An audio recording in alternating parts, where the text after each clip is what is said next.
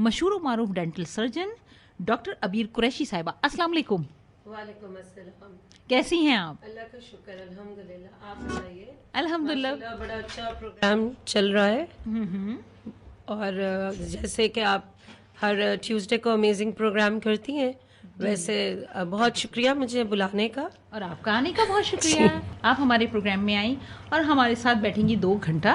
जाहिर है एक सर्जन के लिए बड़ा मुश्किल होता है कि इतना सारा टाइम निकाले, मगर ये आपके लिए आई हैं। डॉक्टर साहिबा, मैं आपका प्रोफाइल पढ़ रही थी, इट्स रियली अमेजिंग। माशाल्लाह, सो यंग एज में आपने इतनी सारी जिम्मेदारियां निभाई।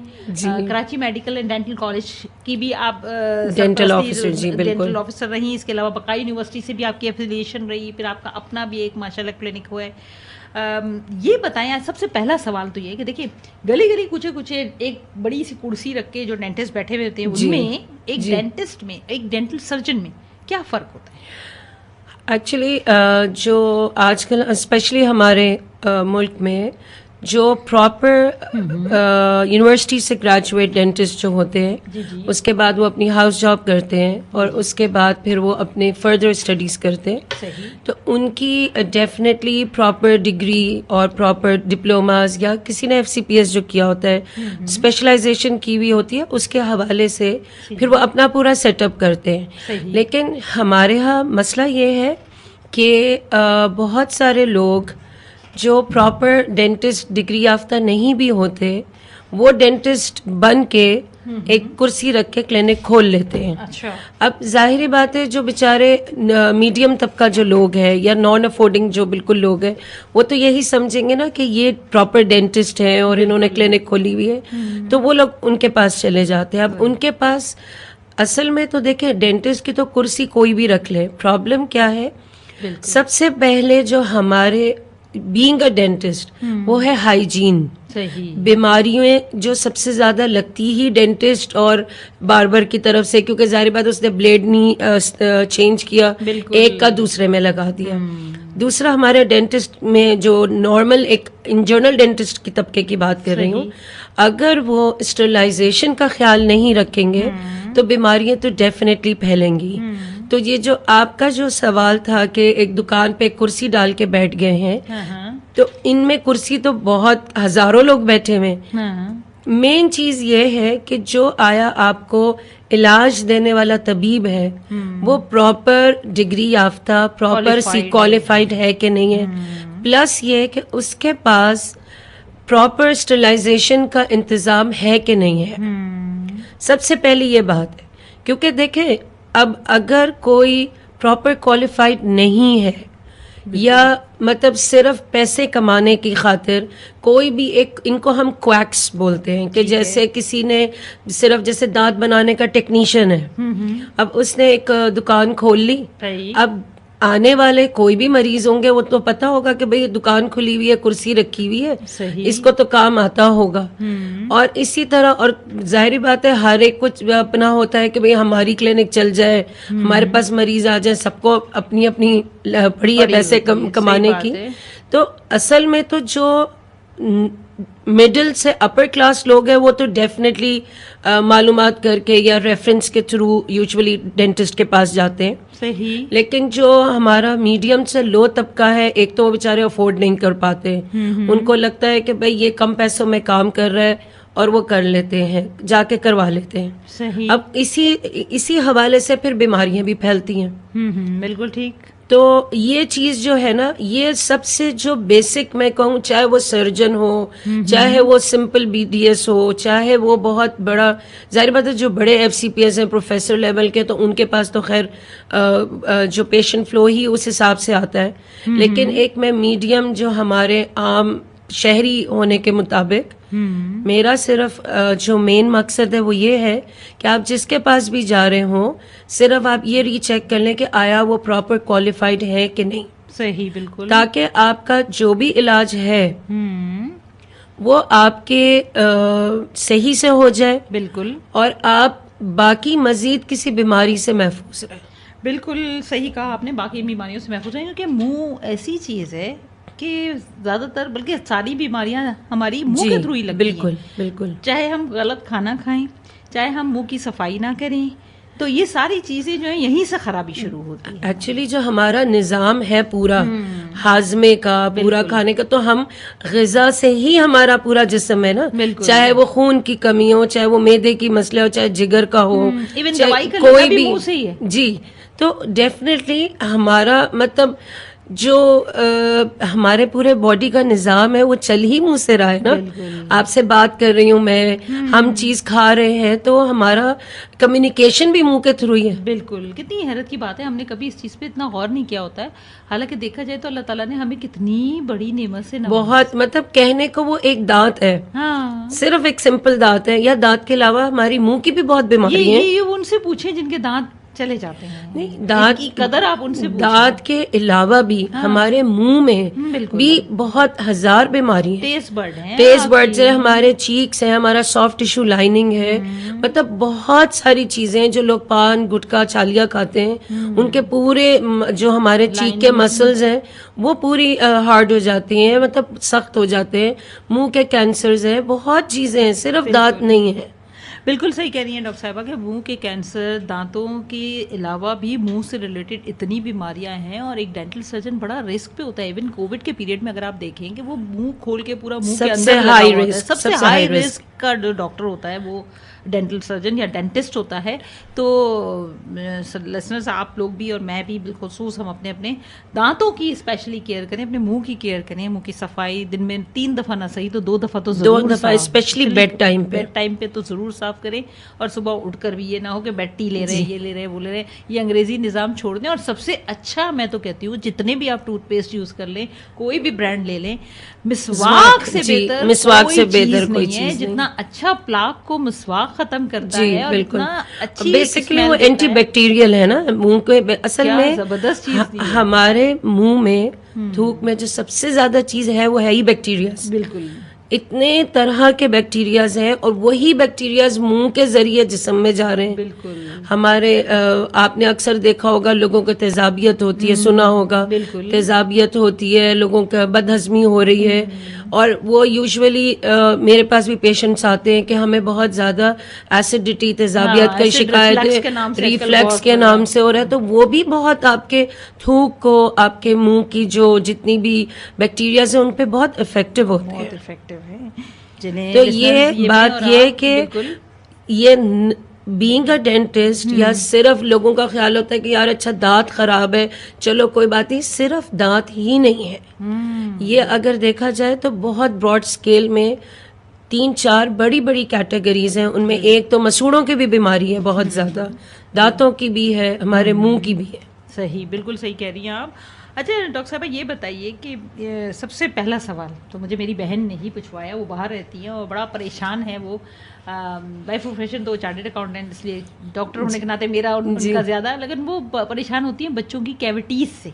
तो ये बताइए, डेंटल कैरीज या टूथ डिके या कैविटीज़ ये क्यों बनती हैं? देखिए, वही बात आ जाती है, हमारा थूक, उसके बैक्टीरियाज, आप जो खाना खाते हैं वो हमारे ज़ाहिर बात है दांतों से ही हम चबाते हैं। बिल्कुल। और उसके बाद हमने खाना खाया और निगल लिया, लेकिन जो दांतों के इतराफ में खाना चिपका हुआ है, बिल्कुल, वो अगर साफ नहीं हो रहा, मीठा है, तो बैक्टीरियाज को तो वो उनकी तो ईद और चांदी हो गई कि भाई ये तो मिठाई आ गई है, अब हम इसको खाएं, ठीक है। अच्छा, दूसरी एक और बात ना, हर एक की मुंह की साख जिसे कहते हैं हम, बनावट, जैसे हमारी शक्लें अलग हैं, बिल्कुल, हमारी जिसामत अलग है, ऐसे ही हमारे मुंह की जो बैक्टीरियाज हैं, थूक का फ्लो है, वो सबका अलग अलग है। सही।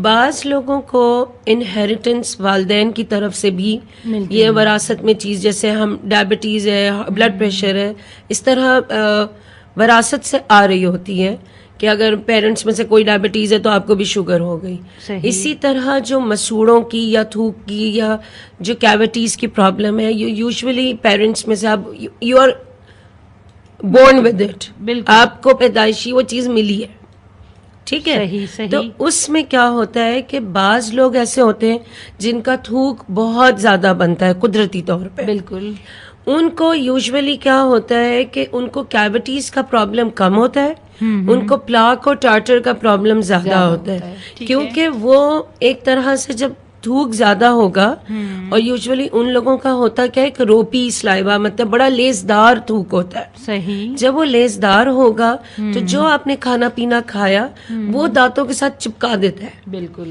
आप द मोमेंट आप बेशक ब्रश भी करें, बट वो कुदरती तौर पे एक जो बैक्टीरियल इफेक्ट या जो भी उसका थूक का और खाने का आपस में एक कम्युनिकेशन कह लें, उसकी वजह से थूक लेसदार होने की वजह से टार्टर और प्लाक जमता है। बिल्कुल।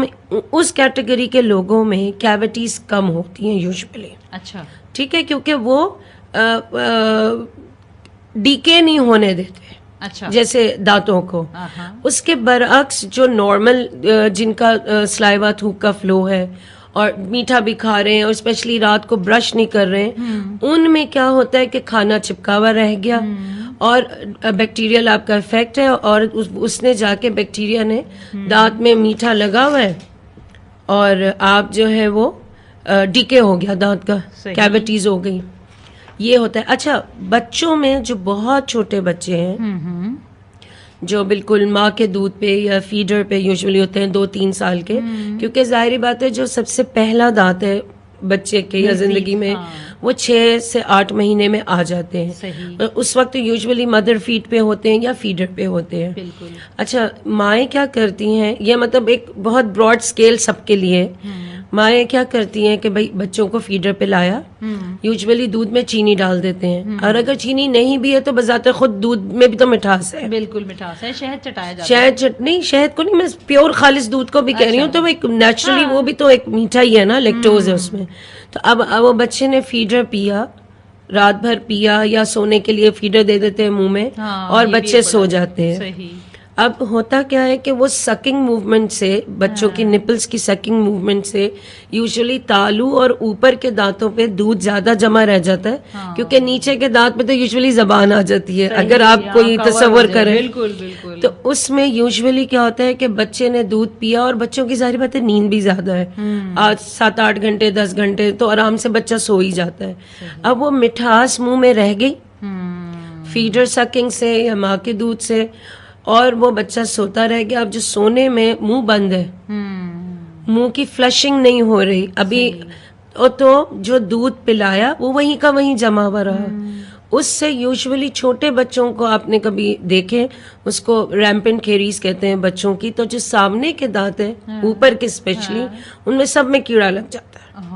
Very common. अब नॉर्मली, अब जाहिरी बात है, आपको पता है हमारी जो मैं एक बहुत जर्नल स्केल पे बात कर रही हूँ, कोई बहुत एजुकेटेड या बहुत हाई फैमिलीज की नहीं है, कि नॉर्मल सी। अब वो क्या, माँ ने फीडर पिलाया, अच्छा बच्चा सो गया, खुद भी सुकून में आ गई कि भाई बच्चा सो गया।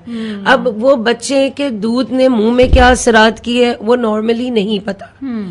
अब अगर बहुत ही छोटे बच्चे हैं तो मेरी सजेशन ये है कि जब आपने दूध पिला दिया तो एक फीडर पानी की भी रखें। अच्छा। ताकि वो पानी पिला दे तो थोड़ी सी मुंह की एक वॉश आउट हो जाता है या फ्लशिंग हो जाती है, जो दूध जमा या दूध की जो मिठास है वो मतलब धुल गई है एक तरह से, अंदर चली गई, अंदर चली गई, मतलब मुंह थोड़ा सा क्लीन हो गया। या फिर ये कि जो बकायदा बहुत कॉन्शियस माएँ होती हैं, तो छोटे बच्चों का एक उंगली पे ब्रश भी आता है, बिल्कुल वो छोटा सा सिलिकॉन ब्रश होता है। आप बच्चे को उठाएं, उसको थोड़ा सा हल्के से साफ कर दें जिससे ब्रश से, ताकि वो जो जमा हुआ है वो साफ हो जाए, और फिर सुलाएं। सबसे पहली तो ये छोटे बच्चों की ये मेरी सजेशन है। ये बुनियाद की वो चीज है जो भी सारी जिंदगी चलती है। जी, आपने शुरू से ही ब्रशिंग, अच्छा यूजुअली क्या होता है, माँ सुबह उठ के ब्रशिंग का फोकस करती हैं, बेटा जल्दी से ब्रश कराओ, मुंह धोआओ, आके नाश्ता कर लो। जो सोते हुए क्या होता है कि वो मतलब अपना गेम खेल रहे हैं, अब जैसे थोड़े बड़े हो गए, उनके गेम खेल रहे हैं, आजकल आपको पता है सब मोबाइल पे, इंटरनेट पे, ये अब वो गेम खेलते खेलते अपना आप सो गए। जो मेन फोकस है वो रात की ब्रशिंग है, क्योंकि आप तो दिन भर, चाहे बच्चा हो चाहे बड़ा हो, हम बात कर रहे हैं, हम खाना खा रहे हैं, हम पानी पी रहे हैं, हमारे मुंह का ना एक फ्लश हो रहा है, फ्लशिंग चल रही है। लेकिन जो रात का सोना है उसमें तो आपका मुंह टोटल बंद है, बंद हो जाता है, ना बात है, ना खाना है, ना पीना है। उस वक्त जो बैक्टीरियल इफेक्ट आपके मुंह में हो रहे होते हैं वो ज्यादा होते हैं कंपैरेटिव टू दिन भर के। बिल्कुल सही कह रही हैं। तो रात का ब्रशिंग बहुत जरूरी है, वेरी इंपॉर्टेंट, ताकि आपने जो दिन भर खाया पिया वो जमा ना रह जाए और आप सो जाए। प्लस एक बात तो मैं 20-21 साल हो गए मुझे प्रैक्टिस करते हुए, मैं अपने तमाम मरीजों को बोलती हूँ कि जैसे हम खाने के बगैर हम जिंदा नहीं रह सकते, पानी के बगैर जिंदा नहीं रह सकते, हमारी सुन्नतों में से मिसवाक है। बिल्कुल। और एक चीज जो मैंने पर्सनली भी और मेरे इतने 100,000 मरीजों ने भी आजमाई है कि अगर हम रात को सोने से पहले ब्रश तो करें ही करें अपनी जगह, नीम गर्म पानी में या जो नल का पानी होता है ठंडा नहीं, उसमें एक चुटकी नमक डाल के अगर सिर्फ एक कुल्ली कर लें, नमक से अच्छा एंटीसेप्टिक कोई नहीं। ग्रेट। मगर जिनको बीपी हो वो भी नहीं, जिनको बीपी हो वो नहीं, वो तो बस मतलब समझे एक गरम कर ले। या एक हल्की सी जिसे कहते हैं ना, बस 1-2 दाने पिंच से भी बस जरा सा।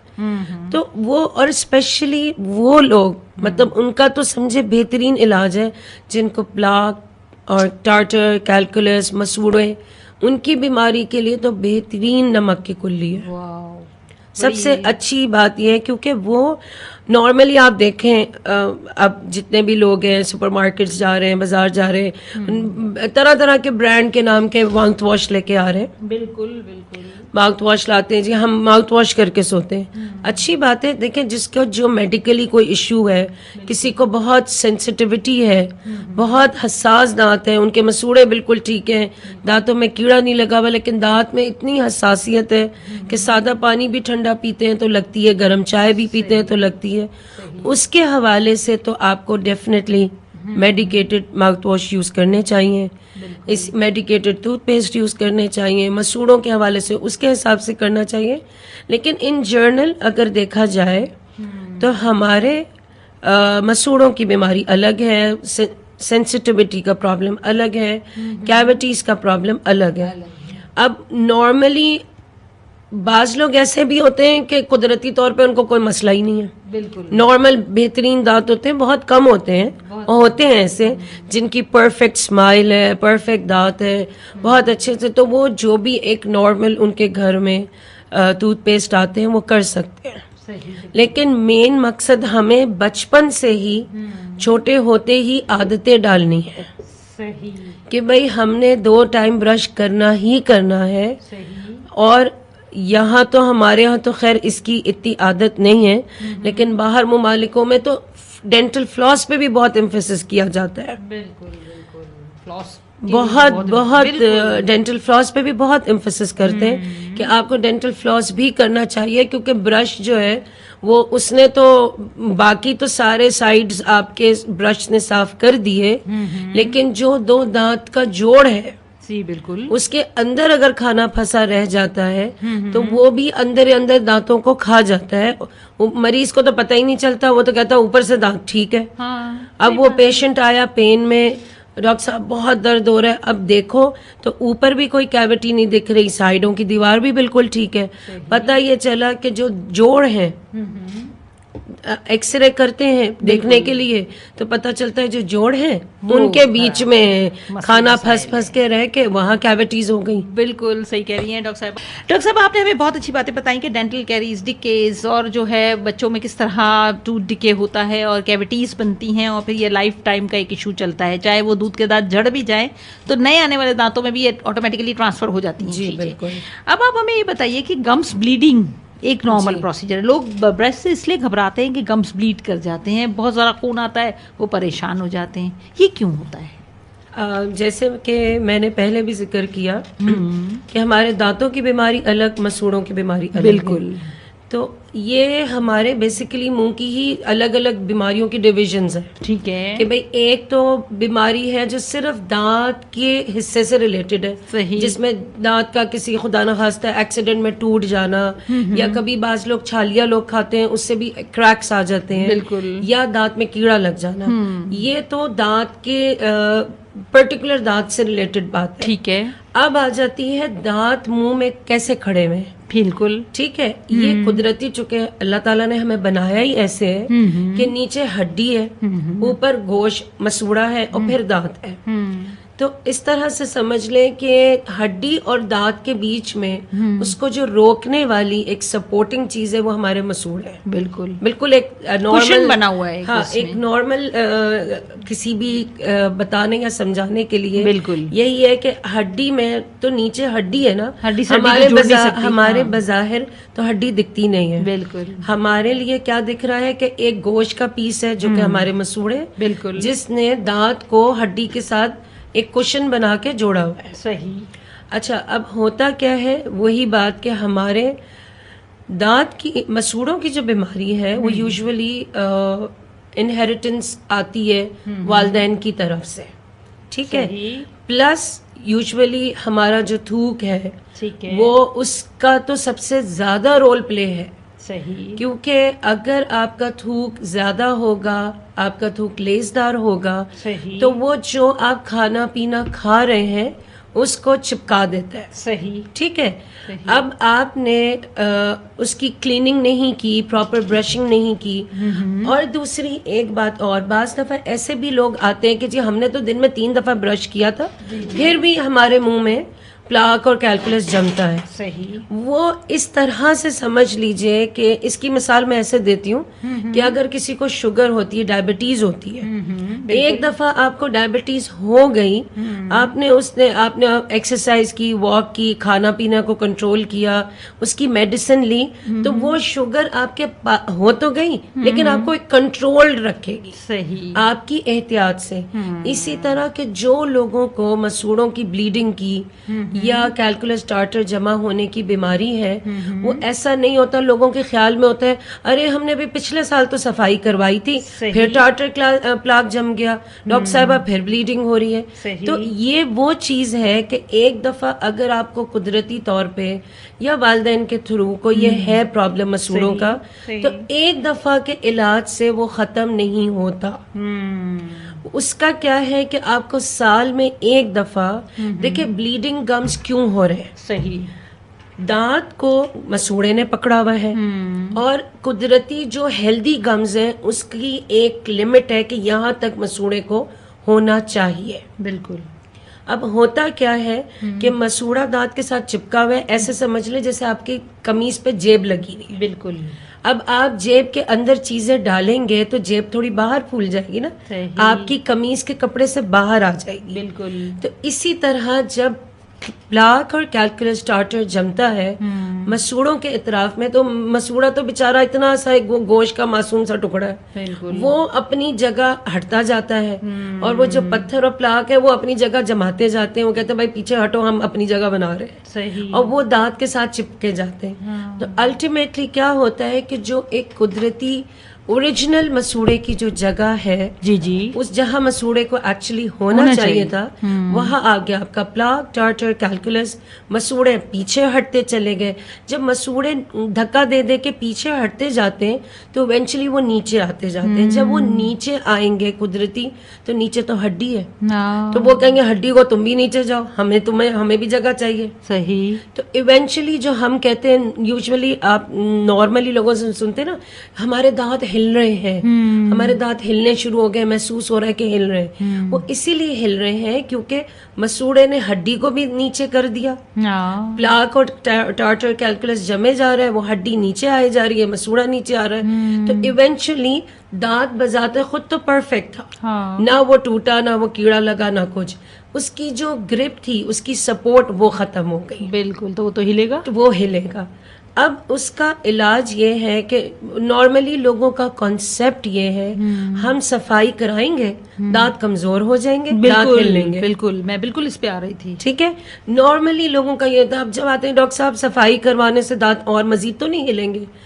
आपको मैं एग्जाम्पल दूं, आप एक टेबल ले आए या आप अपनी कोई भी एक चीज रखें, जितना आप उसको साफ रखेंगे वो आपके साथ ज्यादा आपकी जिंदगी में चलेगी।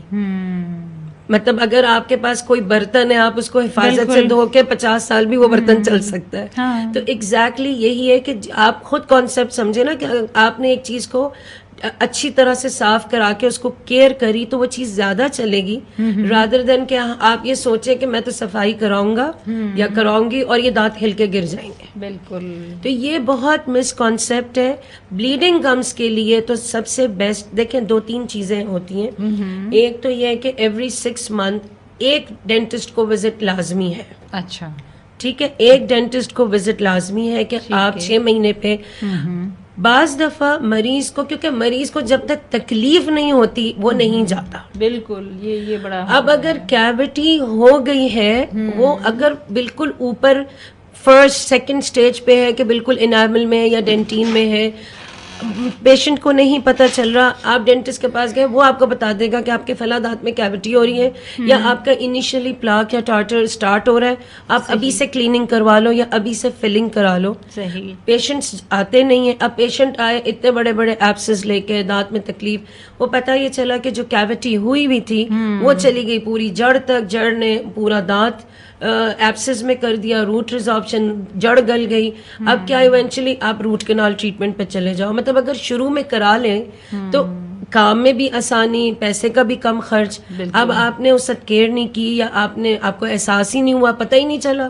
बाज़ लोगों को पता ही नहीं चला कि वो क्या कीड़ा लगा हुआ था, वो तो जब बढ़ गया तब तकलीफ हुई, पता चला। तो सबसे पहले तो 6 महीने पे एक दफा जरूर विजिट कर लें, ताकि इनिशियली कोई भी इशू है, चाहे वो मसूड़ों का मसला हो, दांतों का मसला हो, वो फौरी तौर पे मतलब डॉक्टर जो है वो बता दे आपको और आप इलाज करा लें। बिल्कुल। दूसरा, आपका टार्टर प्लाक जम ही गया है, जैसे आप कह रही हैं, ब्लीडिंग हो रही है, तो उसके लिए क्लीनिंग, स्केलिंग, पॉलिशिंग जिसे कहते हैं, वो लाजमी, वो ट्रीटमेंट है।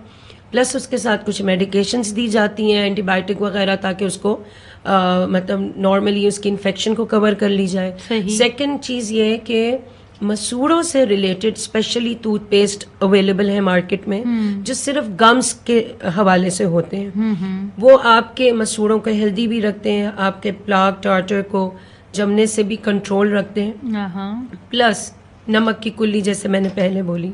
तो ये 2-3 चीजें एहतियात हैं कि अगर आप प्रॉपर क्लीनिंग करवा के साल यही एहतियात रखें तो एटलीस्ट होता ये कि जो आपके दांत 100% खराब हो गए, आपने अगर ये एहतियात करी, मसूड़ों के हवाले से बोल रही हूँ, तो कम से कम आपके 30-40% होंगे, 100% नहीं।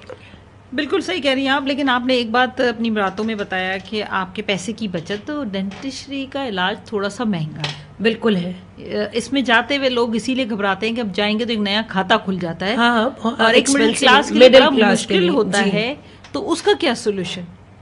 अगर होम रेमेडीज जो आप बता रही हैं कि नमक की कुल्ली कर ली, अपने सुबह शाम ब्रश कर लिया, इसका जो बेहतरीन इलाज है, सोल्यूशन है, वो यही तो है कि अगर आप 6 महीने पे एक दफा डेंटिस्ट के पास चले जाएंगे ना, तो उसकी तो सिर्फ कंसल्टेशन ही जाएगी।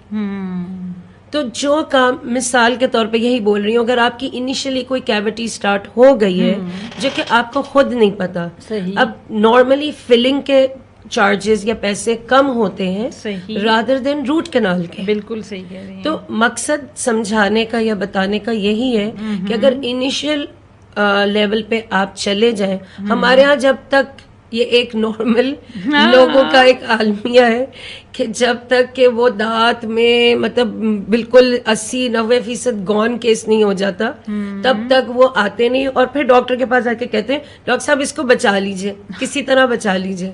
अब वो बचाने के लिए तो फिर पूरा आपको रूट कैनाल कराएं, क्रैपिंग। एक्चुअली देखें, आप बिल्कुल सही कह रही हैं कि एक्सपेंसिव है। देखें, सबसे पहली बात ये है कि जो हम मटेरियल यूज कर रहे हैं, जो प्रॉपर ऑथेंटिक मटेरियल है, मतलब जाहिर बात है यहाँ आपको पता है बहुत लो ब्रांडेड भी स्टफ यूज होता है। अगर आप प्रॉपर मतलब आप ये चाहें मिसाल के तौर पे कि मेरी फिलिंग इतनी अच्छी हो जाए कि 8-10 साल तो मेरी कम से कम फिलिंग चले ना, ठीक है। यहाँ पे क्या होता है, लोग अक्सर मेरे पास आते हैं, अभी हमने साल पहले फिलिंग कराई थी डॉक्टर साहब, निकल गई। सही। अब फिलिंग निकलने के क्या वजूहात हैं, करने वाले ने कैसे करी, मटेरियल कैसा इस्तेमाल किया। सही। अच्छा चलो, प्रॉपर डेंटिस्ट है, प्रॉपर उसने क्लीनिंग की, प्रॉपर मटेरियल भी यूज किया। सही। कभी कभी एक आध केसेस में निकल भी जाती है, जैसे कि मिसाल दूं कि आपने एक दीवार पे 50 टाइल लगाए, बिल्कुल। और बहुत अच्छे बेहतरीन मिस्त्री ने इस्तेमाल किया, टाइल लगाए, बिल्कुल। लेकिन यू नेवर नो कोई एक टाइल उसमें से निकल जाए। सही। ठीक है, तो अब उस बेचारे टाइल के लगाने वाले का कसूर भी नहीं, हो सकता है उसके साथ बॉन्डिंग नहीं हुई हो, सही। तो वो ग्रिप नहीं कर पाया और वो एक बेचारा 50 में से निकल गया। तो इसी तरह कभी कभी फीलिंग्स निकल भी जाती हैं। आपने कोई बहुत ही हड्डी चबा ली, कोई बहुत स्टिकी फूड खा लिया, कभी लोग जो एक्लेयर बड़ी शौक से खा लेते हैं, वो पाए खाते वक्त जो हड्डियां चबाते हैं वो भी बड़ा, वो जो कैरेमल कैंडी होती है वो बड़ी चिपक जाती है, या कुछ हलवे होते हैं जो बड़ी चिपक जाती है, तो उन बेचारों, उस बेचारी फिलिंग का क्या कसूर, आर्टिफिशियल है। तो खैर लेकिन नॉर्मली जो फिलिंग्स निकलती हैं वो प्रॉपर टेक्निक फिलिंग की ना हो, जैसे जो एक होनी चाहिए, प्रॉपर मटेरियल यूज ना हो, फॉर दिस रीजन जो है वो फिलिंग्स यूजुअली निकल जाती हैं। तो यही मेरा मकसद है कि अगर आपकी कैविटी डेवलप हो गई है, उसको इनिशियली स्टेज पे जाके फिलिंग कराने से आपका दांत बच जाता है। यहाँ सारी जिम्मेदारी माँ बाप पे आ गई कि जब बच्चा पैदा हुआ था, छोटा था, और अब आप जो दूध पिला के सुलाते थे, अगर आप उस वक्त एक पानी की कुल्ली वाला सिलसिला कर लेते तो शायद कैविटीज की वो नौबत नहीं आती जी। फिर एक चीज और भी हमने सुनी है कि दांतों के ऊपर सोने से पहले ब्रश करने के बाद अगर ग्लिसरीन पेस्ट कर लिया जाए तो क्या उसकी शाइनिंग बढ़ जाती है? नहीं, मेरा नहीं ख्याल है, ऐसा कुछ नहीं है, लेकिन खैर अब तो बहुत वाइटनिंग टूथपेस्ट बहुत आ गए हैं। वाइटनिंग टूथपेस्ट जो है वो एडवाइजेबल हैं? हाँ, कोई उसमें हर्ज नहीं है, अनटिल अनलेस के जैसे किसी को बहुत ज्यादा सेंसिटिविटी नहीं है, तो उसके लिए मैं इस तरह से, मतलब दोनों चीजों को आप साइड बाय साइड कर सकते हैं कि आप एक वक्त जो है वो सेंसिटिविटी का टूथपेस्ट कर लें, एक वक्त आप वाइटनिंग कर लीजिए। ये देखें, कुछ चीजें ना आजकल बड़ी ट्रेंडिंग है। कॉस्मेटिक्स डेंटिस्ट्री भी बहुत इन हो गई है, नॉट जस्ट के भाई किसी को प्रॉब्लम्स है, smile making, veneers, bridging plus whitening. आजकल अब जैसे ब्राइड्स हैं, मतलब जैसे सैलून में अपनी सर्विसेज के लिए जाती हैं, इसी तरह हमारी मतलब स्माइल बहुत अच्छी आई, पिक्चर्स में बहुत अच्छे दिखने चाहिए, तो वो वाइटनिंग भी करवानी है आजकल ना। प्लस ये है कि जिनकी स्माइल्स अच्छी नहीं है, किसी के भी आड़े टेढ़े दांत हैं, या ये तो अच्छा खैर एक और बात मैं बोलूँगी फॉर पेरेंट्स के जिन बच्चों के 10-11 साल में महसूस होता है कि भाई दांत टेढ़े हैं, कोई ऊपर से आ रहा है, कोई सीधा है तो कोई टेढ़ा है, उनके लिए बेस्ट एज है कि 8-9 साल में जाके बच्चे का असेसमेंट करवा ले। ठीक है, क्योंकि ब्रेसेस जो कि आजकल अब बहुत कॉमन है, हर कोई कहता है अच्छा दांत टेढ़े, ब्रेसेस लग जाएंगे। देखिए, ब्रेसेस लगाने में तो कोई इशू नहीं है, किसी भी उम्र पे लग सकते हैं, लेकिन बात ये आती है कि मिसाल के तौर पे दांत टेढ़े क्यों हो रहे हैं। होता क्या है कि जब बच्चे ग्रो कर रहे होते हैं, उनकी बोन्स छोटी होती हैं, जी जी, दांत के साइज बड़े होते हैं। सही। बाज दफा क्या होता है, बच्चों की हैबिट्स है अंगूठा पीना, उंगलियां पीना, दांतों को आपस में मिला के खूब ग्राइंडिंग जिसको हम ब्रक्सिज्म कहते हैं। रात को अक्सर बच्चे क्या बड़े लोग भी ग्राइंडिंग कर रहे होते हैं, लेकिन सोने वाले को तो पता थोड़ी होता है कि हमारे साथ ये हो रहा है। तो वो पेरेंट्स या कोई साथ में सो रहा हो, या बाज लोगों को स्ट्रेस में कर रहे होते हैं, तो ये सब चीजें भी पार्ट ऑफ डेंटिस्ट्री है। सही, बिल्कुल। इट्स नॉट दैट कि बस ये कीड़ा लग गया, मसूड़ों में से खून आ गया। तो ये सब चीजें जो है, मेरा जो मेन इस वक्त एडवाइस ये है कि जिन बच्चों का भी दांत आपको टेढ़े मेढ़े महसूस लगते हैं, उनको 8, 9, 10 साल की उम्र में ले जाके किसी प्रॉपर डेंटिस्ट से, स्पेशली जो ऑर्थोडोंटिस्ट होते हैं, जो मतलब ब्रेसेस में स्पेशलाइजेशन की भी होती है, उनके पास ले जाएं ताकि एक असेसमेंट हो जाए। उसका प्लस पॉइंट ये है कि जब बच्चा बढ़ रहा होता है ना, तो हमारी हड्डियां भी बढ़ रही होती हैं, ऊपर के जबड़े की, नीचे की जबड़े की। बाज दफा नीचे का जबड़ा आगे होता है, ऊपर का जबड़ा पीछे होता है। बाज दफा बच्चों का बहुत ज्यादा ऊपर का जबड़ा आ गया, अंगूठा पी पी के आगे कर लिया है, नीचे का जबड़ा पीछे रह गया है। तो वो जो ग्रोइंग एज है, उसकी में अगर आप अप्लायंसेस लगवा लें, डेंटिस्ट के पास जाके कहें भाई ये थोड़ी प्रॉब्लम है, तो उस लेवल पे एक जैसे डेंचर्स बत्तीसी बनती है, इसी तरह अप्लायंसेस बनते हैं, मतलब उसमें तार होती है, प्लास्टिक की चीजों ट्रेज होती हैं, वो बच्चे यूजुअली आराम से पहन लेते हैं। या फिर ये है कि अगर आपके नीचे का जबड़ा बढ़ रहा है तो एक हेड गियर आता है, मतलब हर तरह तरह का इलाज मौजूद है कि आप बच्चे की हड्डियों को ग्रो करवा सकते हैं,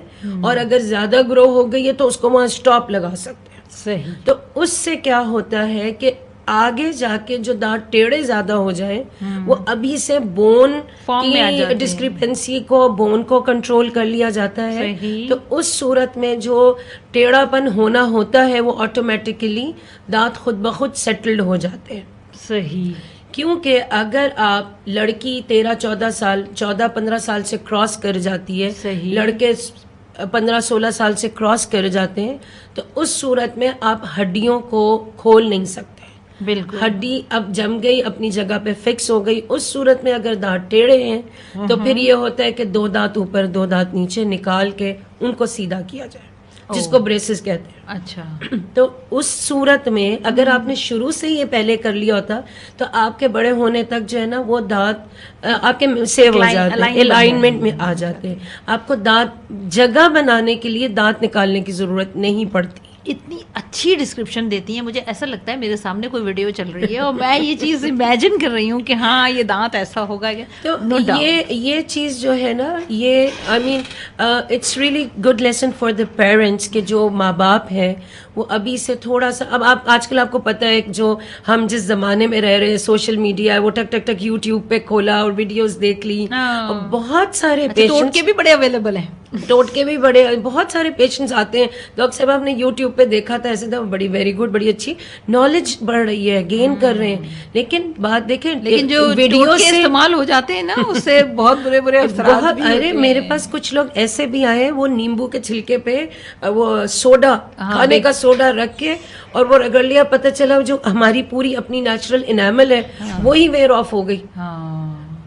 तो बात ये है कि इस तरह से टोटके भी समझदारी। हाँ, कोई लोग होता है कि जी सरसों के तेल में नमक लगा के मसूड़ों के लिए लगाते हैं, कोई लोग कलौंजी का तेल से लगाते हैं, बहुत हमें भी आके शेयर किया जाता है। लेकिन खैर जो इलाज है वो तो है, जो चीज हो जाती है उसका इलाज लाजमी है। बिल्कुल लाजमी है और ये करना जरूरी है, वरना तो जाहिर है फिर डॉक्टर साहब अपनी दुकान बंद करके घर पे बैठ जाएंगे और आप अच्छा, अभी एक और बात हमने बात करी थी कॉस्मेटिक डेंटिस्ट्री पे, उसकी भी एक बहुत बड़ी फील्ड है, बहुत बड़ी स्माइल मेकिंग कॉस्मेटिक डेंटिस्ट्री, जो इतने खूबसूरत लोगों को टीवी पे जिनकी बड़ी हसीन मुस्कुराहटें, सफेद दांत, एक अलाइन, अरे वो फलां की देखो कितनी अच्छी स्माइल है। तो बेसिकली वो स्माइल बनाई जाती है, वो स्माइल बनाई जाती है जो लोग अफोर्ड करते हैं, जिन लोगों को अपने ब्यूटी कॉन्शियस लड़कियां हैं या जिन लोगों को कोई कैरियर करना है कि कहीं मॉडलिंग में जाना है, टीवी पे जाना है, तो वो स्माइल बनवाती हैं। मैंने ही 2-3 मॉडल्स की बनाई हुई है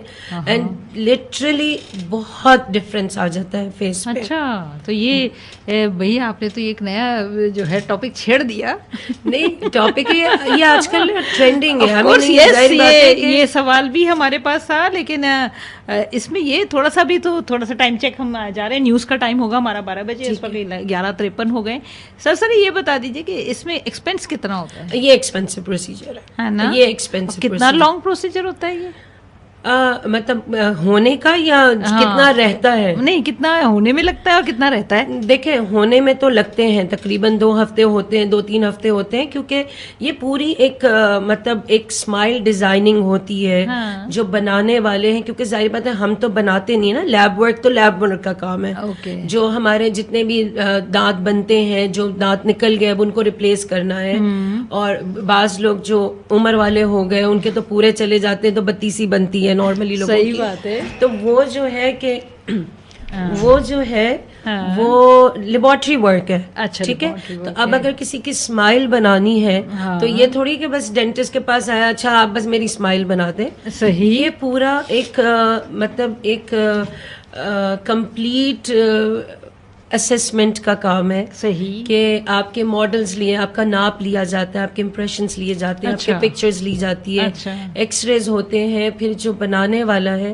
उससे पूरी डिस्कशन होती है कि देखें, क्योंकि ये मिलीमीटर्स का काम है। हाँ, मतलब छोटी छोटी छोटा छोटा चीज है कि भाई अगर आपका एक दांत एक इस तरह से है तो दूसरा आपका 1-2 मिलीमीटर के डिफरेंस से है। सही। तो उनको पूरा परफेक्शन, स्माइल मेकिंग का क्या मतलब है कि जो बिल्कुल मोती जैसे एक लाइन के एक खूबसूरत दांत, वाकई, तो वाकई। उसकी पूरी एक डिजाइनिंग होती सही। है। तो it takes time, like about 2 से 3 हफ्ते तो डेफिनेटली लगते हैं। अच्छा 2 से 3 हफ्ते तो डेफिनेटली लगते हैं। लेकिन और दूसरी बात यह है कि एक और चीज मैं आपको थोड़ा सा एक्सप्लेन कर दूं। ठीक है। बाज पेशेंट्स बहुत कॉन्शियस होते हैं अपनी लुक की। ठीक है, अच्छा कि मैं लेट्स सपोज कोई पेशेंट आया कि मेरी स्माइल बना दीजिए, सही। तो स्माइल, अच्छा ठीक है, अब जो आने वाला है वो ये सोचेगा यार मैं तो इतने पैसे खर्च करूं तो मेरी लुक कैसी आएगी। सही। अब आपने पैसे भी खर्च कर लिए, हाँ, एट द एंड स्माइल बन के आ भी गई, सही। आपको नहीं पसंद आई। ओए, ये भी एक बड़ा मसला है। आपकी मुस्कुराहट कितनी अच्छी है, कितनी खूबसूरत है, और डॉक्टर साहब बता रही हैं कि कॉस्मेटोलॉजी के थ्रू, कॉस्मेटिक डेंटिस्ट्री के थ्रू जो है आप अपनी मुस्कुराहट भी अच्छी कर सकते हैं। लेकिन मेरा ख्याल है जिस रब ताला ने हमें जो मुस्कुराहट दी है, सिर्फ हम उसकी हिफाजत कर लें अच्छे तरीके से तो वो भी हमारे लिए बड़ी गनीमत है। यहाँ डॉक्टर साहबा मेरे पास बहुत सारे सवाल हैं, मेरे अपने भी बहुत सारे सवाल हैं, और मेरे पास सिर्फ 1 घंटे से भी कम का वक्त है, तो मैं जल्दी जल्दी अपने सवालात आपके सामने पेश करती जाऊंगी। सबसे पहला सवाल 4471 पर नोमान ने भेजा है कि sorry this question will be so longer. A year ago I suffered from COVID-19 and due to this disease I got involve in peptic ulcer due to the depression of COVID. My taste buds were totally damaged during this period. It took almost a year to back a normal, but sometimes I feel that when I take meal, it return into my it turn into hibernate after 6 to 7 bites. Please advise what to do in this regard. Noman.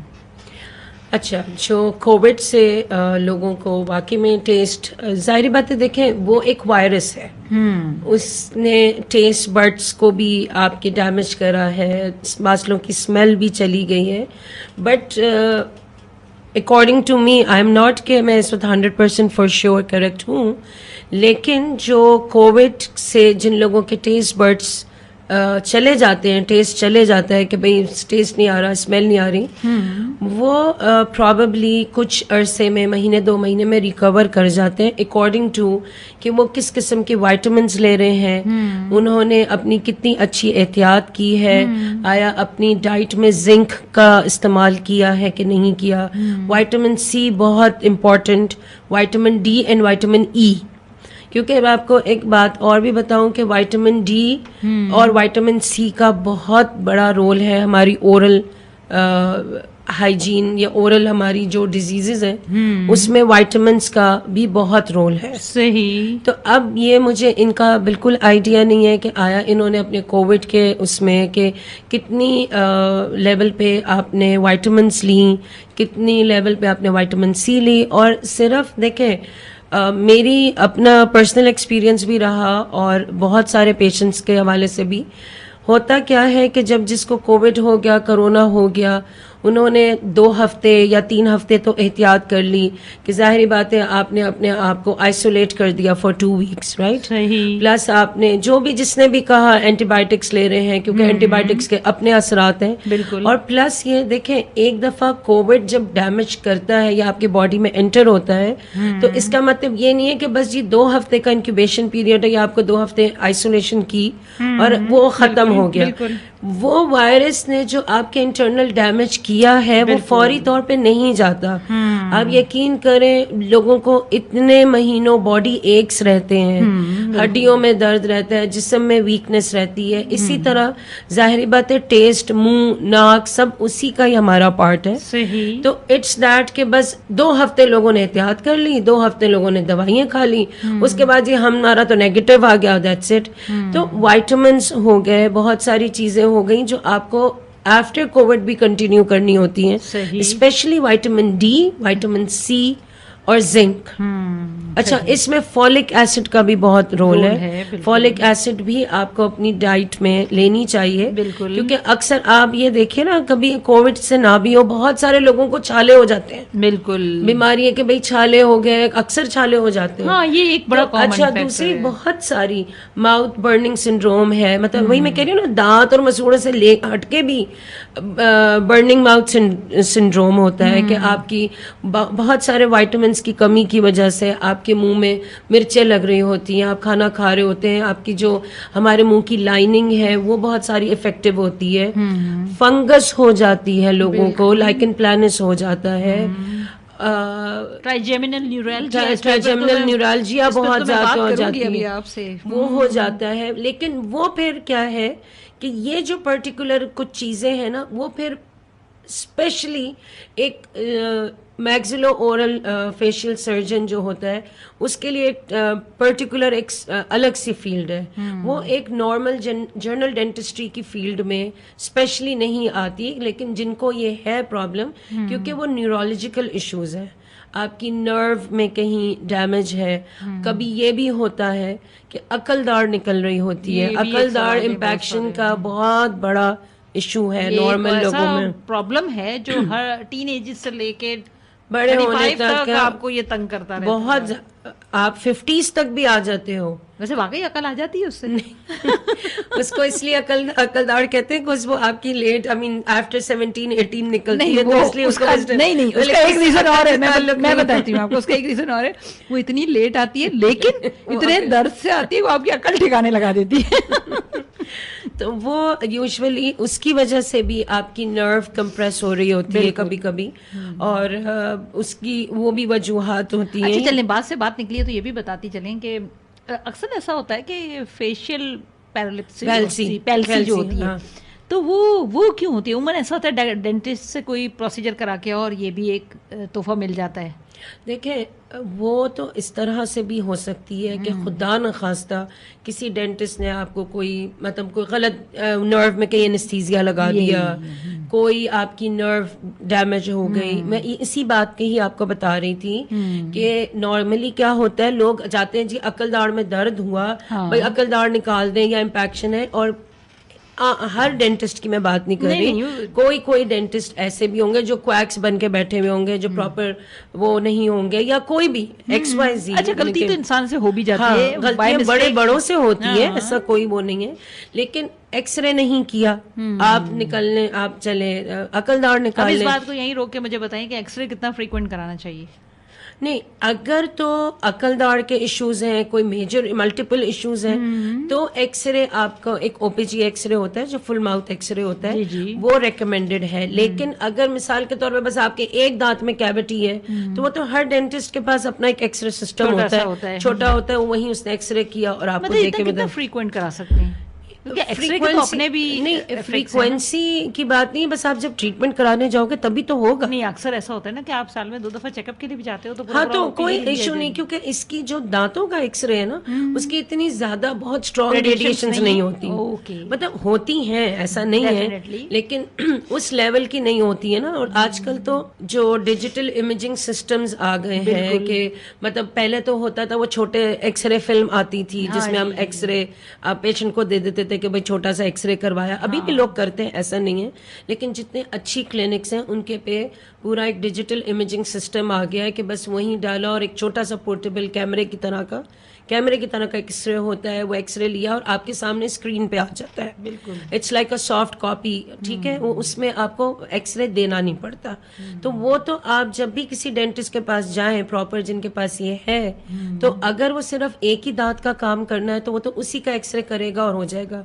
बात हो रही थी अकलदार की और neuralgia और nerve damage की, तो अब अगर किसी ने बगैर एक्सरे किए हुए अकलदार आपकी निकाल दी, खुदा न खास्ता आपकी दाढ़ देखे, हमें तो मुंह का पार्ट दिख रहा है, अंदर हड्डी की तरफ तो हमें एक्सरे के बगैर तो नहीं अपनी नहीं आंखों से समझ देख आएगा, सकते। बिल्कुल नहीं कोई समझ भी बड़ा सर्जन हो, नॉर्मल डेंटिस्ट हो, तो एक्सरे इसलिए जरूरी है क्योंकि अकलदार बिल्कुल कोने में होती है और हमारा ये L shape angle of the mouth है जहाँ हमारा जबड़ा टर्न होता है। तो अक्सर यहाँ लेटी हुई भी होती है, सीधी भी होती है, दाएं तरफ भी टेढ़ी होती है, बाएं तरफ हाँ, भी कहीं ना टेढ़ी कहीं घुस रही होती होती है है, वो। ठीक है, कभी आगे वाले दांत में घुस के डैमेज कर रही होती है। तो होता क्या है कि जो रूट जहाँ एंड हो रही होती है अकलदाड़ की, वो कभी कभी नर्व में भी होती है अंदर, बिल्कुल होती है। ठीक है। अब आपने बगैर अपनी असेस किए हुए कि रूट के नस जो है वो रूट सॉरी नस में है या नर्व में है सही। और आपने कर दिया तो कहीं ना कहीं आप अपने नर्व डैमेज कर देते हैं, पैरेस्थीसिया हो जाता है। सही। वो क्या हुआ कि 6-8 महीने के लिए, 4-5 महीने के लिए, डिपेंडिंग हर patient to patient Okay. Vary करता है, वो एरिया सुन हो जाएगा। ओ, ठीक है, मतलब बहुत सारे मल्टीपल कॉम्प्लिकेशंस भी हैं डेंटिस्ट्री में, ऐसा नहीं है। बहुत सारे लोग इतने बुरे एब्सिस के साथ आते हैं, साइनसेस बन जाते हैं, वो उसको प्रोलॉन्ग किया, वो गलता रहा, हड्डी गल गई, गल के पूरा साइड में अक्सर लोग आते हैं कि वो जी दांत के ऊपर दाना बना हुआ है और वहां से पीप आ रही है। हाँ जी। तो ये सब चीजें जो है ना, इट्स डिले ऑफ ट्रीटमेंट। आप वो गल सड़ गया, आपने परवाह नहीं की, वो पड़ा हुआ है, उसने क्या किया, पस ने हड्डी को भी गला दिया। बिल्कुल। तो पेशेंट टू पेशेंट वेरी करता है, ट्रीटमेंट टू ट्रीटमेंट वेरी करता है।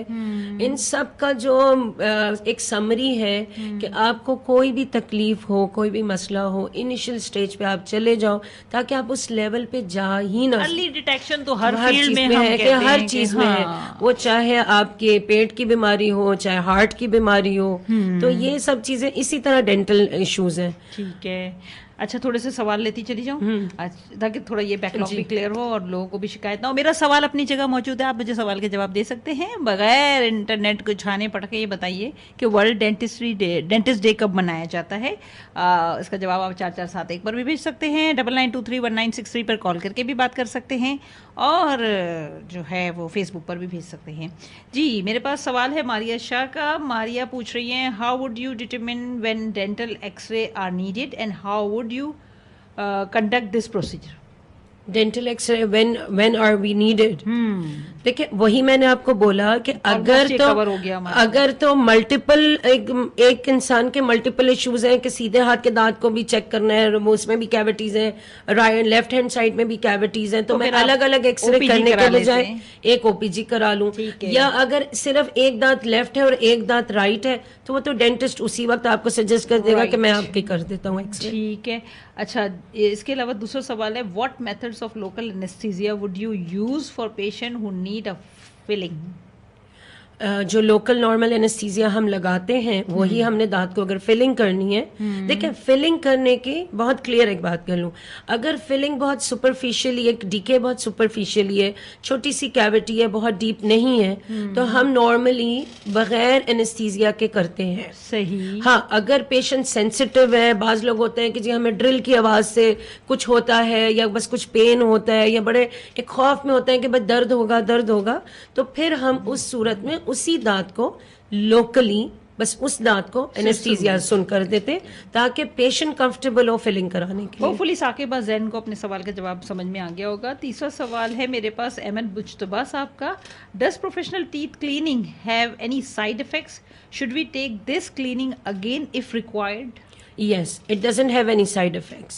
आपको अगर कैलकुलस प्लाक टार्टर की शिकायत है तो आप एवरी 6 मंथ भी करा सकते हो, एवरी ईयर भी करा सकते हो, बट कोई उसका साइड इफेक्ट नहीं है।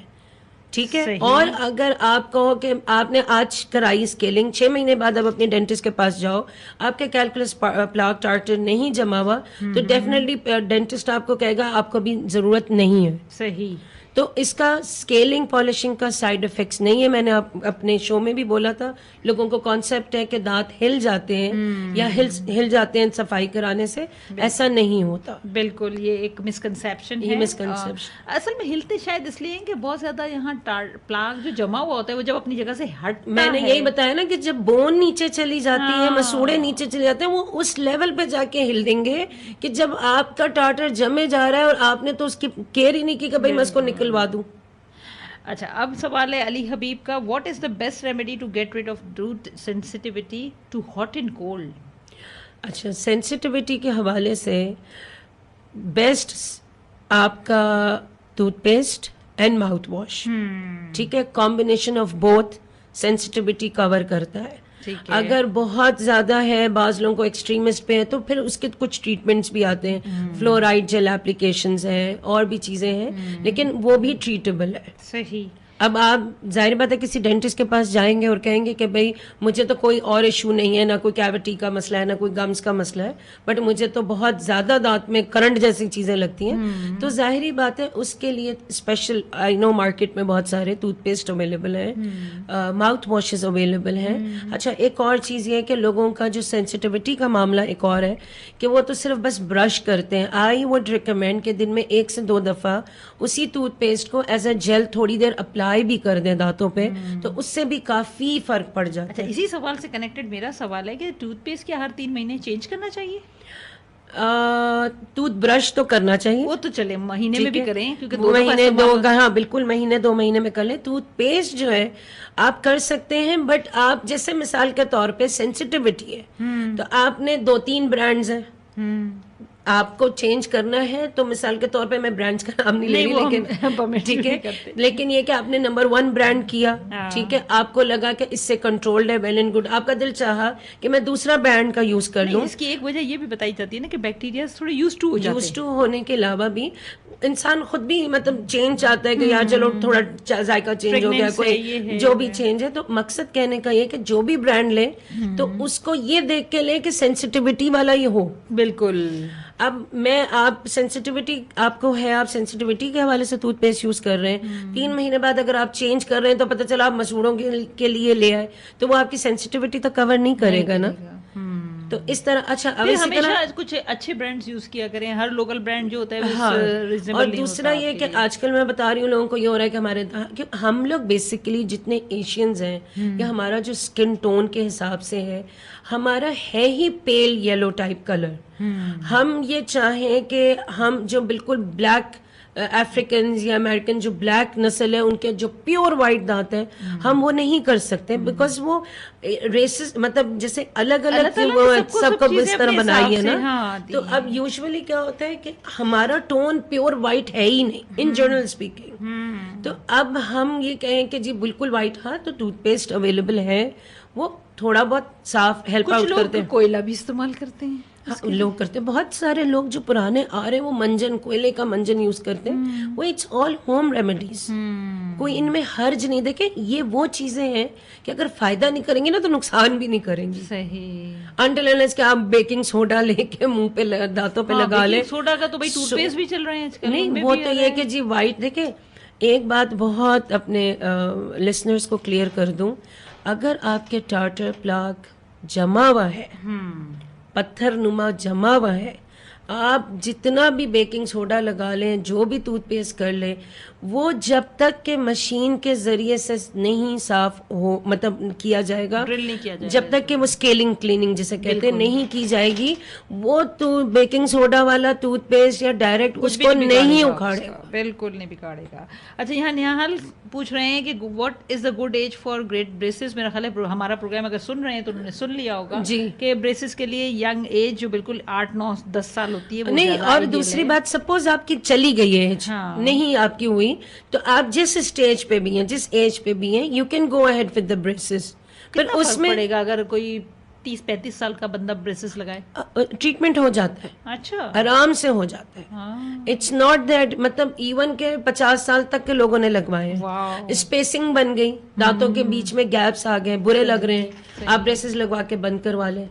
बहुत सारी आजकल आपको पता है जो हमारा ट्रेंड, हमारा सोशल मीडिया इतना ज्यादा ब्यूटी कॉन्शियस हो चुका है कि मतलब बकायदा 50s में औरतें आती हैं कि मेरे देखें झिर्री आ गई दांत में, इसको बंद कर दीजिए, कोई तरकीब बता दें।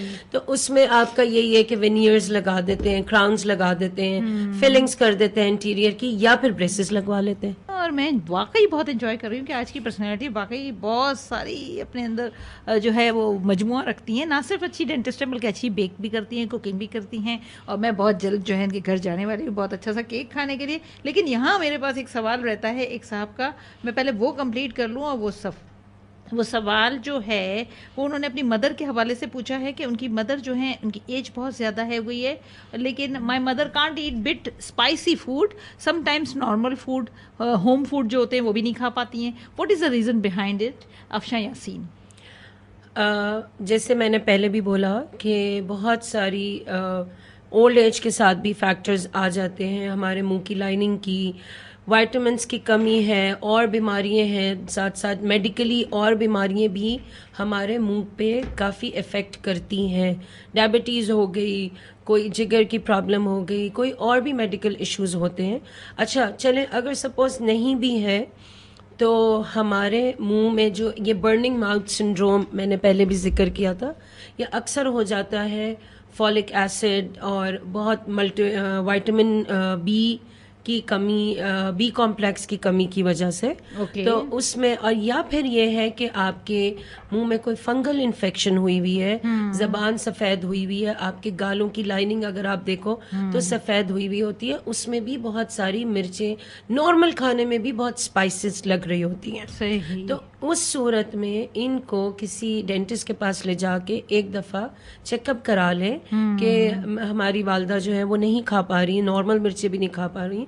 कभी कभी क्या होता है कि स्टेरॉइड्स का भी यूज़ कर लेना पड़ता है लोकली, कुछ फार्मूलाज बनाने पड़ते हैं तो लोकल लाइनिंग पे लोकली लगाने के लिए, तो वो डेंटिस्ट आपको देख के अच्छी तरह रिकमेंड कर दे तो उससे भी बहुत फायदा हो जाता है।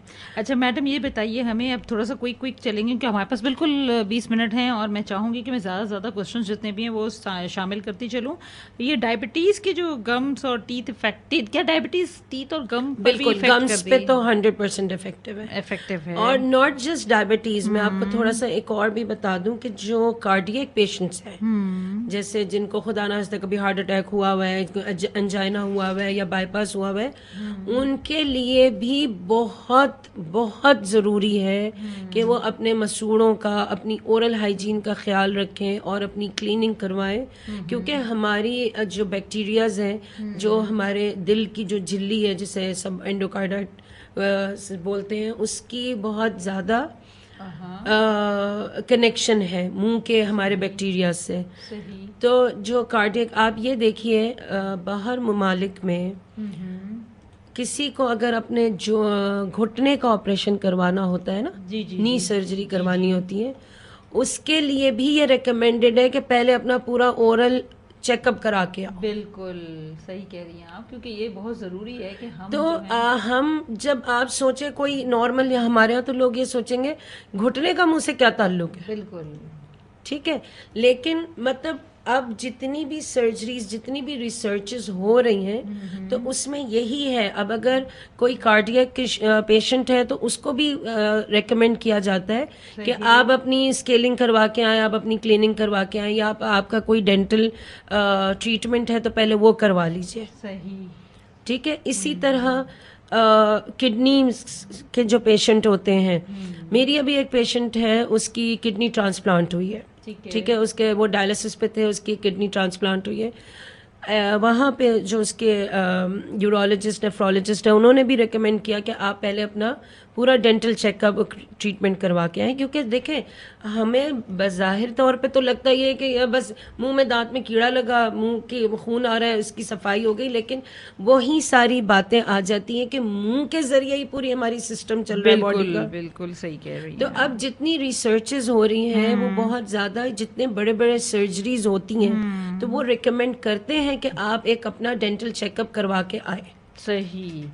इनका दूसरा सवाल यही है कि पास जो हो जाती है गम्स में, तो वो आप बता चुकी हैं, मेरा ख्याल है इसको हम रिपीट नहीं करेंगे ताकि दूसरे सवालों को हम जवाब पायरिया जो लोग जिसे पायरिया नॉर्मल जिसको कहते हैं, एक मुंह से बदबू भी बहुत आती है, वो भी यही वजह है, यही वजह है, यही पायरिया रीजन है कि आपकी अगर मुंह से स्मेल आती है तो आपकी कहीं ना कहीं बैक्टीरियल इफेक्ट है, या फिर कभी कभी तेजाबियत पेट की वजह से भी आती है। ठीक है। और प्रिकॉशंस तो मोर और लेस हर सवाल के साथ डॉक्टर साहिबा बता रही हैं, तो ये तीनों सवाल मैंने इन मोहतरमा मुमताज़ के कवर कर दिए। अच्छा, एक और चीज़ जो पूछी जा रही है, ये अनिला साहिबा ने पूछा है कि ड्यूरिंग प्रोग्राम उन्होंने सुना कि आप बता रही थी कि डेंटल एक्सरे आप करा सकते हैं, या ओपीजी साल में 1-2 दफा हो जाता है तो कोई हर्ज नहीं है। अगर किसी प्रेग्नेंट लेडी के प्रेगनेंसी का नहीं कर सकते, नहीं कर सकते, नहीं उनके लिए एक्सरे नहीं कर सकते, उनके लिए ये होता है। अच्छा, उनके लिए चूंकि हम पूरी मेडिकेशंस भी नहीं दे सकते, बिल्कुल मेडिकेशन, एक्सरे, ये सब बहुत प्रिकॉशनरी देख के करना पड़ता है। और स्पेशली एक और बात, तमाम औरतों से मेरी गुजारिश है, कभी कभी ऐसा होता है कि आपको पता नहीं होता कि आप प्रेग्नेंट हो गई हैं, या आप डॉक्टर को ये नहीं बताते कि आप किसी छोटे बच्चे को दूध पिला रही, लैक्टेटिंग मदर है, तो आप एज अ खुद पर्सनली तौर पे डॉक्टर को बता दिया करें। जैसे अब मैं यूजुअली जो मिडिल एज औरतें होती हैं उनसे स्पेशली दवा देते हुए पूछ लेती हूँ कि आपका कोई छोटा बच्चा तो नहीं है, आप प्रेग्नेंट तो नहीं है, क्योंकि जाहिर बात है मेरे जहन में तो मैं दांत का ट्रीटमेंट कर रही हूँ, लेकिन हमें नहीं पता होता कि वो इधर प्रेग्नेंट भी हैं। तो या तो ये है कि कोई भी अगर अपना इलाज कराने जाए और अगर उसको थोड़ा बहुत भी शक व शुबा है तो वो डॉक्टर को खुद ही बता दे। बिल्कुल। दांत के इलाज में एक बड़ा फायदा ये है कि आइसक्रीम खाने को मिलती है, दांत निकालने के बाद डेफिनेटली मिलती है। सही। अच्छा, थोड़ा सा मुझे ट्राइजेमिनल न्यूरैल्जिया पे बताएं, इसमें बड़े सवाल हैं और मैं सारे सवालों को गैदर करके एक सवाल आपसे पूछ रही थी। देखिए, ट्राइजेमिनल न्यूरैल्जिया बेसिकली अगर देखा जाए तो वो एक 100% जनरल डेंटिस्ट्री की फील्ड नहीं है। ओके। एक तो वो न्यूरोलॉजिकल इशू है, प्लस जो मैक्सिलोफेशियल सर्जन्स हैं जिनका मतलब काम ही पूरा एक्सीडेंट्स हैं, कैंसर्स हैं, जो उनकी एक स्पेशलिटी है, उसमें वो ट्राइजेमिनल न्यूरैल्जिया जाता है। सही। उसमें यही होता है कि आपको मेडिकेशंस लेनी पड़ती हैं, आपको एक्सरसाइज करनी पड़ती है, बहुत तरह तरह की चीजें हैं। आप वो छोड़ें, बाज लोगों का मुंह नहीं खुलता, बड़ा बहुत छोटा लिमिटेड मुंह हो जाता है, लिमिटेड माउथ ओपनिंग कहते हैं उनको, जी जी, कि मतलब आपका जॉ इतना ज्यादा लॉक हो जाता है, बहुत कम होता है। तो उसकी भी आपको कभी, अच्छा वो उसकी भी एक्सरसाइजेज होती हैं, उसकी भी आपको मेडिकेशन है, प्लस बाज लोगों का जबड़े खुलते हैं तो clock clock clock clicking sounds आती हैं, वो जॉइंट का इशू है। अच्छा। आजकल जैसे जॉइंट में आपका जैसे जोड़ों में दर्द है, तो ये भी तो जोड़ ही है ना, तो ये भी जोड़ का दर्द है। अब उसमें जो ट्रीटमेंट्स चल रहे हैं आजकल, या तो आप वो स्टेरॉइड के इंजेक्शन लगवा ले, या PRP जो अब जो नई ट्रेंडिंग है कि आपके अपने ही खून से सीरम निकाल के और आप उसको वहां इंजेक्ट कर दें तो वो रीजेनरेट हो जाता है, या फिर उसके हवाले से एक्सरसाइजेज हैं, कुछ दवाइयाँ हैं। तो बहुत वही मैं कह रही हूँ ना, वो एक बहुत कम तबका है या बहुत कम पेशेंट्स हैं इस प्रॉब्लम्स के। सही। जो जर्नली हम एक डेंटिस्ट के हवाले से जो बात करते हैं, वो ये सब चीज़ें हैं जिनको हमने कवर किया, जिसमें ब्रेसेस हैं, जिसमें कॉस्मेटिक डेंटिस्ट्री है, कैविटीज़ है, फिलिंग्स है, और मसूड़ों के हवाले से जो भी बीमारी। सही। न्यूरोलॉजिक जो ट्राइजेमिनल न्यूरैल्जिया है वो प्रॉबेबली इट्स अ डिफरेंट, वही मैं कह रही हूँ, वो न्यूरोलॉजिस्ट प्लस मैक्सिलोफेशियल सर्जन्स, लेकिन ट्रीटेबल है। ऐसा नहीं है कि ट्रीटेबल नहीं है, but you need to go on medications, exercises, वो सब कवर कर। सही, बिल्कुल ठीक कह रही हैं। अच्छा, ये तो आपने ये भी बता दिया, लॉक जॉक पे भी अब बात हो गई, इम्प्लांट पे थोड़े से आते हैं। अच्छा, इम्प्लांट, हाँ, अब तो जाहिर बात है इम्प्लांट का ही दौर है, इम्प्लांट का ही। देखें, दांत खराब हो गए, दांत निकल गया, अब सबको यही होता है कि हम अपने दांत बचा लें या रिप्लेस कर लें। इम्प्लांट इस वक्त मतलब जैसे न्यू डेंटिस्ट्री, न्यू फील्ड है, न्यू तो नहीं है, खैर उसको भी बहुत सालों हो गए हैं। हाँ। लेकिन जो पहले वो पूरी 32 बनती थी, अब एक एक दांत अलग से इम्प्लांट कर दिया जाता है। नहीं, 32 तो अभी भी बनती है, 4 इम्प्लांट 6 इम्प्लांट पे पूरी 32 भी फिक्स हो जाती है। अच्छा। बेसिकली ये समझ लीजिए एक स्क्रू है, उसके ऊपर दांत लग गया। ओके। ठीक है, आपका दांत नहीं है, हड्डी है, उसके अंदर एक स्क्रू डाला, ऊपर दांत बन गया। असल में दांत अब नहीं रहे, कोई भी वजह से दांत गिर गया, किसी भी XYZ की वजह से। अब हमने दांत रिप्लेस करना है ना। सामने का दांत है तो स्माइल में बुरा लग रहा है, पीछे के दांत है तो चबा नहीं सकते। अब उसको वापस रिप्लेस कैसे किया जाए? सबसे 2-3 मेन वजूहात आती हैं इन सब चीज़ों पे।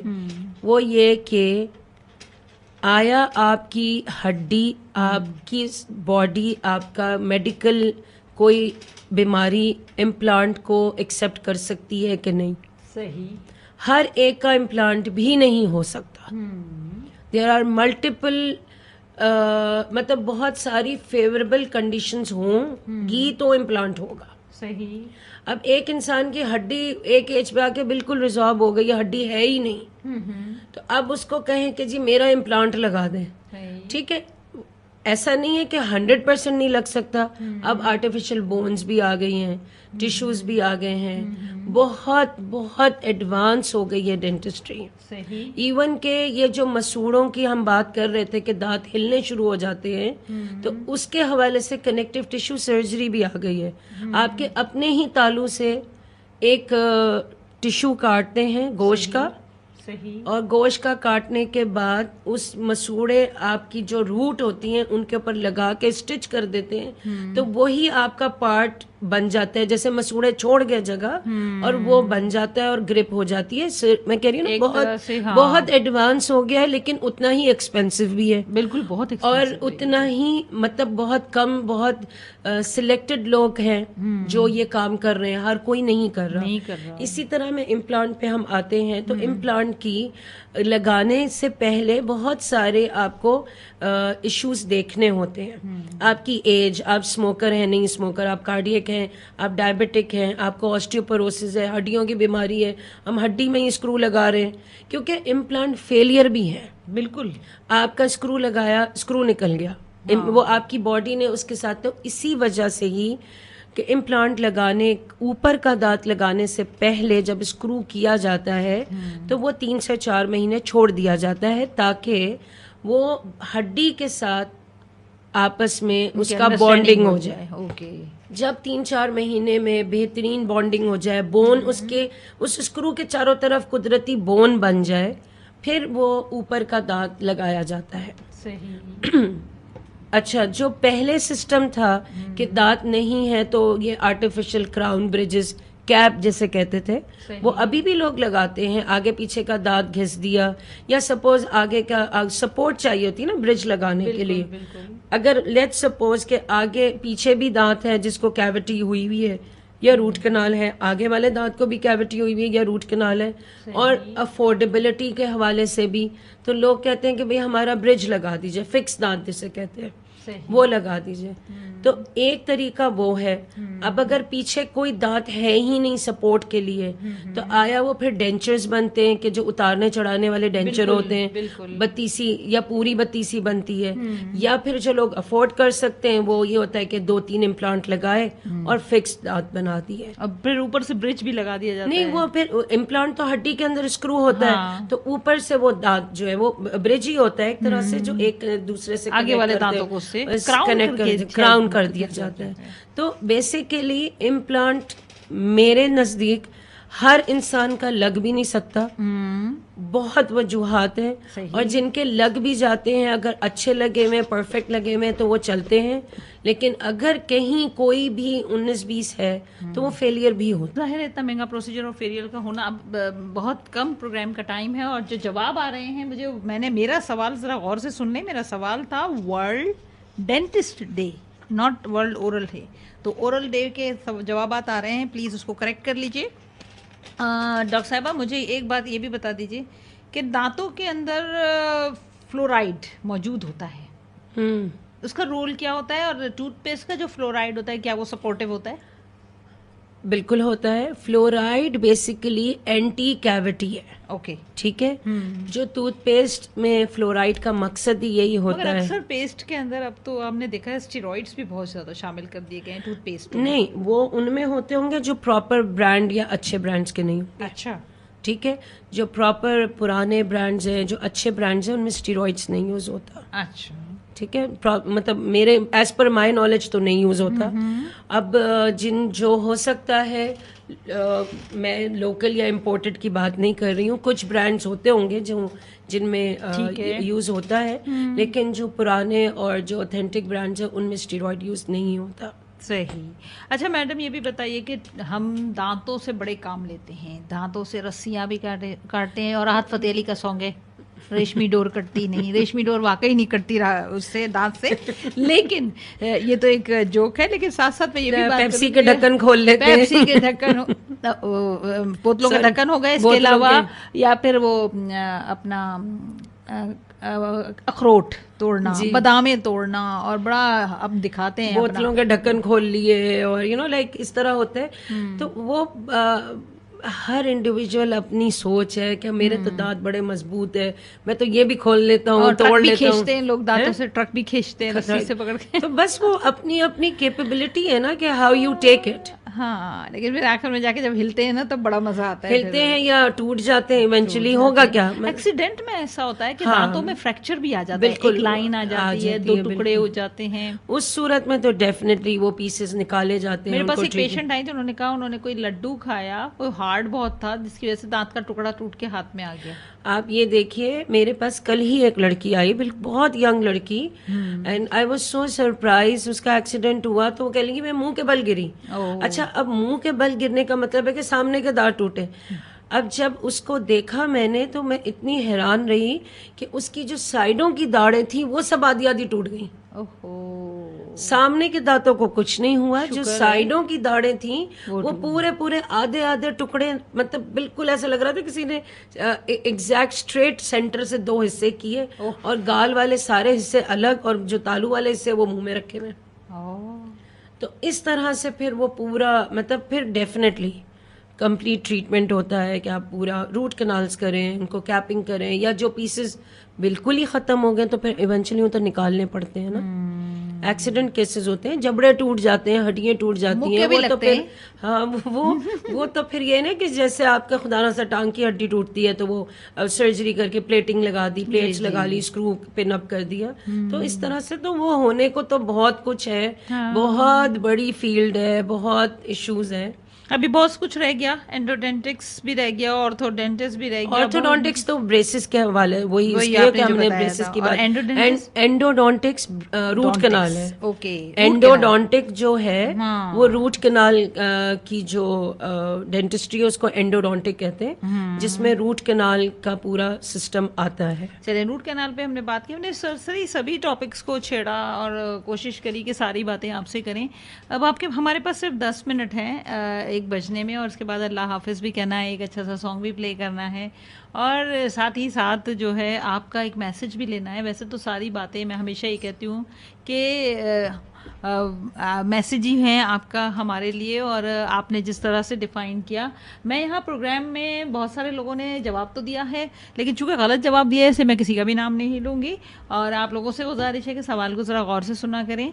It's not a oral day, it's a dentist day, और वर्ल्ड डेंटिस्ट डे जो है वो मनाया जाता है बहुत अच्छे तरीके से 6 मार्च को। जी हाँ, वर्ल्ड डेंटिस्ट डे मनाया जाता है 6 मार्च को, और क्योंकि आप लोगों ने कोई जवाब नहीं दिया इसलिए ये सारी तालियां मेरे अपने हिस्से में आती हैं, क्योंकि ये मेरा सवाल था और मैंने बजाई थी तालियां। तो तालियां हम मैडम से पूछते हैं कि वो अगर हमें कोई मैसेज देना चाहें हमें, और बताएं अपनी बातों में कि क्या आपका मैसेज होगा कि हम किस तरह अपने दांतों की, अपनी स्माइल की हिफाजत करें। सबसे पहली 2 times brushing, twice a day, अपनी ओरल हाइजीन को अच्छा करें, प्लस 6 महीने पे कोई भी, जिसको भी आप अपने करीब में, कोई रिश्तेदार में या किसी के रेफरेंस से कोई भी डेंटिस्ट हो, उसके पास जाके एक दफ़ा ज़रूर चेकअप करा लें, ताकि आपकी कोई भी प्रॉब्लम बढ़ने से पहले उसकी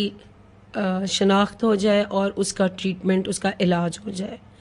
अगर हम शुरू से ही उसको चेक करके कवर कर लें तो आई थिंक कि हम किसी भी बड़ी प्रॉब्लम्स में या बड़े ट्रीटमेंट पे जाने से पहले आप अपने आप को कंप्लीट तौर पे प्रोटेक्ट कर सकते हैं। और बस अपने मुस्कुराहटों का ख्याल रखें, खुश रहें, हंसते मुस्कुराते रहें। जिनकी मुस्कुराहटें अच्छी नहीं हैं तो वो भी ठीक करवा लें, और नहीं भी ठीक तो एटलीस्ट उसी में ही खुश रहे। हमें सिर्फ़ और सिर्फ ज़िंदगी एक ही दफ़ा मिली है, हंसते मुस्कुराते रहें।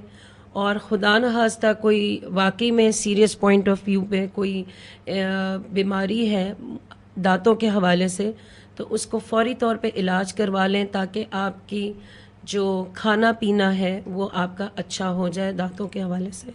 बस बहुत अच्छी बातें कही है। साथ साथ मैडम थोड़ा सा रिपीट भी कर दीजिए कि जो आपने बताया था कि नीम गर्म पानी में नमक की चुटकी डाल के कुल्लियां करना, जो बेसिक, क्योंकि जिन्होंने हमें प्रोग्राम को अभी ज्वाइन किया है तो मैं चाहती हूँ उनकी नॉलेज में भी ये सारी बातें चली जाएं। जो बेस्ट ओरल हाइजीन मेंटेनेंस जिसे कहते हैं वो यही है कि आप 2 दफ़ा ब्रश कर लें।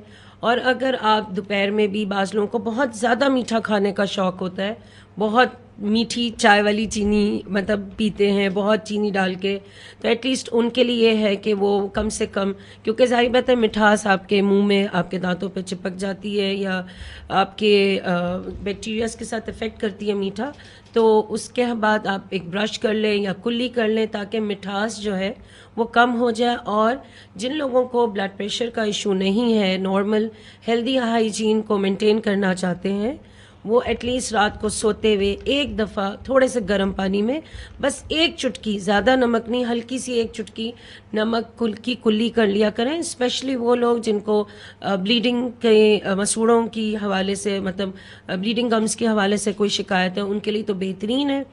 और ये कि नॉर्मल उस पर भी कर सकते हैं। बच्चों का ख़ास तौर पे माएँ ये ख्याल रखें कि बच्चे सोने से पहले ब्रश करके सोएं, क्योंकि बाज़ दफ़ा ऐसा होता है कि मेन दाढ़ें जो हमारी सारी ज़िंदगी साथ देती हैं, माँओं को नहीं समझ आती कि उसमें कैविटी हो गई है। और ज़ाहिर बात है बहुत कम उम्री में अगर कैविटी हो जाए तो फिर फिलिंग्स करवाना और उनका रूट कनाल कराना छोटी उम्र में बहुत मुश्किल होता है। बाज़ बच्चे कोऑपरेट कर जाते हैं, लेकिन ज़ाहिरी बात है कम उम्र में इलाज कराना मुश्किल है। तो माएँ अपनी बच्चों की टेक केयर कर लें कि वो प्रॉपर ब्रशिंग कर लें। सही। और जो बड़े लोग हैं वो भी अपनी केयर करें कि भाई हमने ब्रश करना है। और खुदा न खास्ता कोई भी आपको चीज़ मुंह में महसूस होती है तो फौरी तौर पे किसी डेंटिस्ट से जाके मशवरा कर लें। बिल्कुल सही कह रही हैं आप। और यहाँ जो है बहुत सारी बातें उन्होंने हमें ऐसी बता दी, ये ऐसी टिप्स हैं कि अगर छोटे बच्चों को अगर आप एहतियात करवा लेती हैं तो आपके बच्चों के दांत ख़राब नहीं होंगे फ्यूचर में।